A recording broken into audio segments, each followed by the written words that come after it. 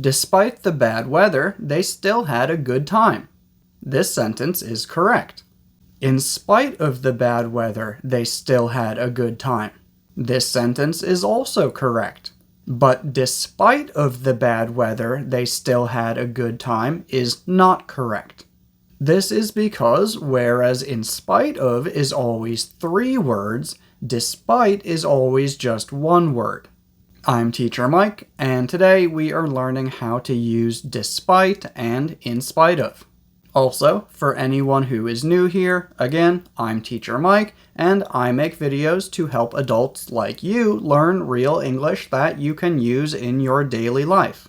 I have new videos like this one every Sunday, as well as a live lesson every Tuesday, so if you're interested in improving your English, please don't forget to subscribe to my channel and turn on your notifications. But now, let's begin.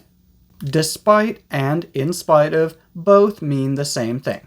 They both mean that something is true, but it doesn't affect anything, or doesn't change anything. For example, despite his success, he's not happy. Or, in spite of his success, he's not happy. This basically means that he is successful, but he's not happy. Many of us would expect a successful person to be happy, but he's not happy. His success has not affected his level of happiness. Now, you might be thinking, that sounds like even though. And if that's what you are thinking, you're correct, because despite and in spite of mean the same thing as even though.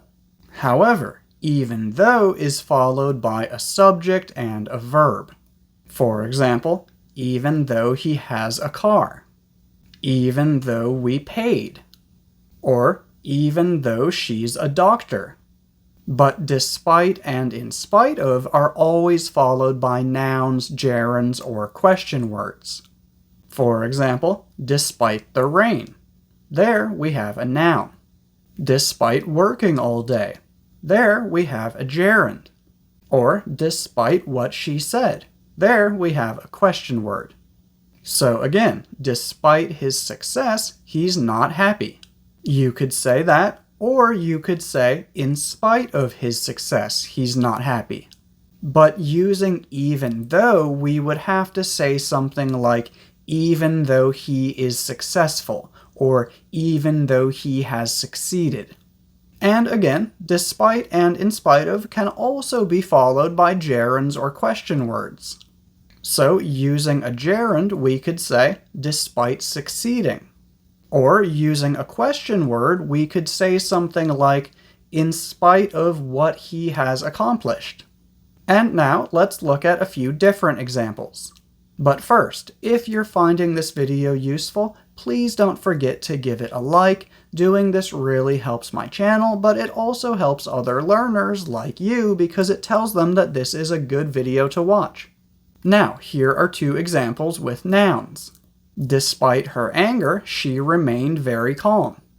She continued working in spite of the pain. Here's another example with a gerund.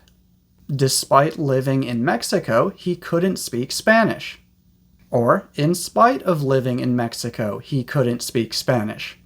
And finally, here's an example with a question word.